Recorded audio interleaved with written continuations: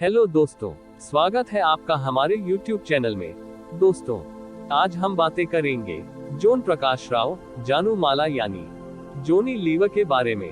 दोस्तों, 90 के दशक में फिल्मी पर्दे पर एक हास्य कलाकार राज किया करते थे, जिन्हें दुनिया जोनी लीवर के नाम से जाना करती थी। इस दशक में अगर 100 फिल्में बनती थी, तो 80 फिल्मों में जोनी लीवर का किरदार हुआ करता था।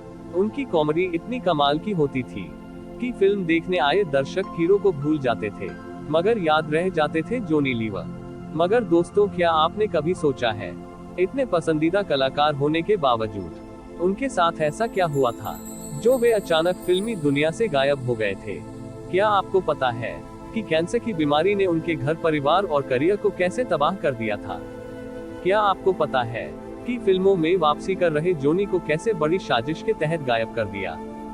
जोनी लीवर का ये सच आपको हैरान कर देगा, तो चलिए बताते हैं। दोस्तों, वैसे तो जोनी लीवर आंध्र प्रदेश के ईसाई परिवार से ताल्लुक रखते हैं, लेकिन इनके माता पिता मुंबई के धारावी में रहा करते थे। उनके दादाजी चर्च के पादरी हुआ करते थे। उनका कहना था कि यदि लड़का हुआ तो उसका नाम जोनी रखा जाएगा, इसलिए उनका नाम जोनी राव रखा गया। दोस्तों, जोनी का बचपन बड़ा ही गरीबी में बीता। उनके पिता बहुत शराबी थे और वे हिंदुस्तान लीवर कंपनी में एक वर्कर थे। जो भी वो कमाते थे सबकी शराब पी जाते थे, इसलिए स्कूल की फीस न भर पाने की वजह से जोनी को 7वीं क्लास में स्कूल से निकाल दिया गया। घर में सबसे बड़े बेटे होने की वजह से वे कमाने की सोचने लगे। लगभग 14 साल की उम्र में वे सड़क किनारे पेन बेचने का काम करने लगे। दोस्तों, जोनी को दूसरों की आवाज की नकल करने का बड़ा ही शौक था। वे हमेशा दूसरों की मिमिक्री करते रहते थे। वे सड़क किनारे पेन बेचकर 20 से 25 रुपये डेली कमाने लगे। लेकिन एक दिन वे पेन बेचकर घर लौट रहे थे। रास्ते में शर्मुखानंद हॉल में प्रोग्राम चल रहा था। जोनी अंदर गए तो उन्होंने देखा कि महान कॉमेडियन दिनेश हिंगू अलग अलग हीरो की मिमिक्री कर रहे थे। बस यहाँ से जोनी को आइडिया आ गया।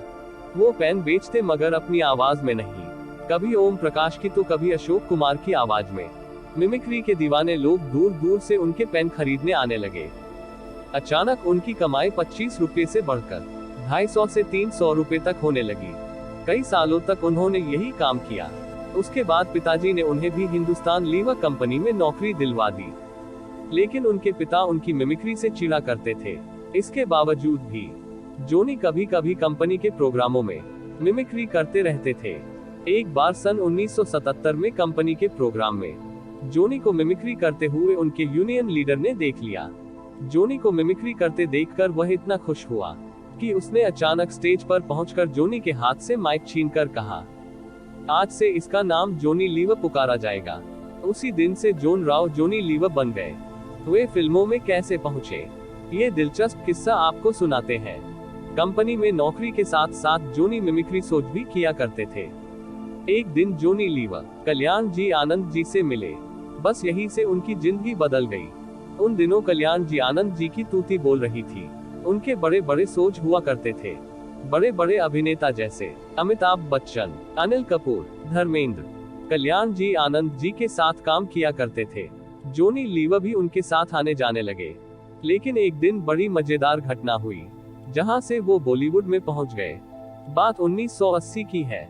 एक दिन साउथ के एक प्रोड्यूसर कल्याण जी आनंद जी से मिलने पहुंचा। बातों ही बातों में कल्याण जी ने उसकी फिल्म के बारे में पूछ लिया।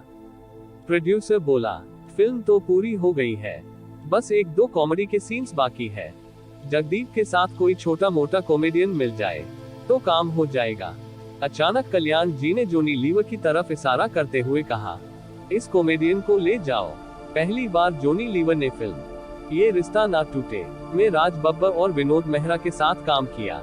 ये फिल्म 1981 में रिलीज हुई। इस फिल्म के बाद जोनी लीवर को काम मिलना शुरू हो गया।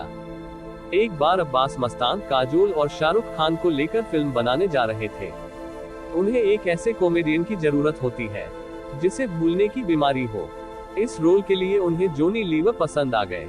1993 में आई वह फिल्म थी बाजीगर। इसमें जोनी लीवर का रोल था बाबूलाल का। इस किरदार ने जोनी को फिल्मी दुनिया में वो पहचान दिलाई कि दर्शक आज भी जोनी लीवर को याद करते हैं। इस किरदार के बाद जोनी लीवर के पास फिल्मों की लाइन लग गई।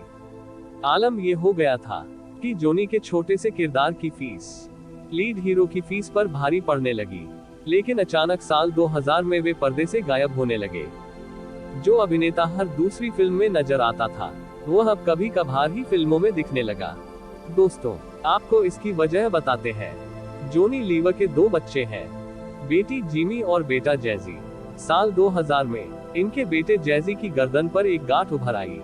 धीरे धीरे वो गांठ बढ़ने लगी। जब जोनी को पता चला कि वह गांठ कैंसर की है, तब जोनी को उसकी चिंता सताने लगी। डॉक्टरों ने ऑपरेशन कर गांठ निकालने की योजना बनाई, लेकिन जब डॉक्टरों ने सर्जरी का चीरा लगाया, डॉक्टर देखकर हैरान रह गए। उन्होंने उसे दोबारा सील दिया और जोनी से कहा, ये गांठ नसों के नीचे दबी हुई है। अगर नस कट गई, यह अंधा हो सकता है, अपाहिज हो सकता है और मर भी सकता है। सभी डॉक्टरों ने बोल दिया कि आपका बेटा अब कुछ ही दिनों का मेहमान है। इस गम ने जोनी को तोड़ कर रख दिया।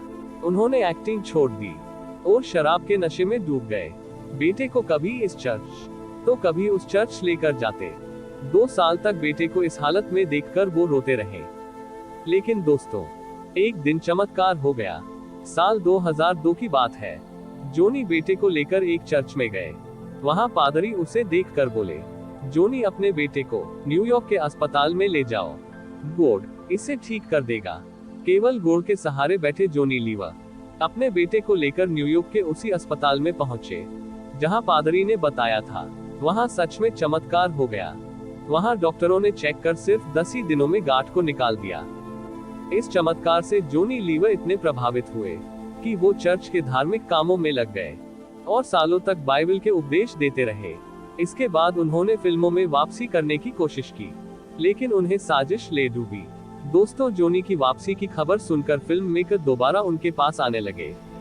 उन्हें गोलमाल और द बेस्ट और गोलमाल 3 जैसी कई फिल्में मिली। जोनी को फिर से शोहरत मिलने लगी। इससे वो बड़े हीरो को खतरा दिखाई देने लगे।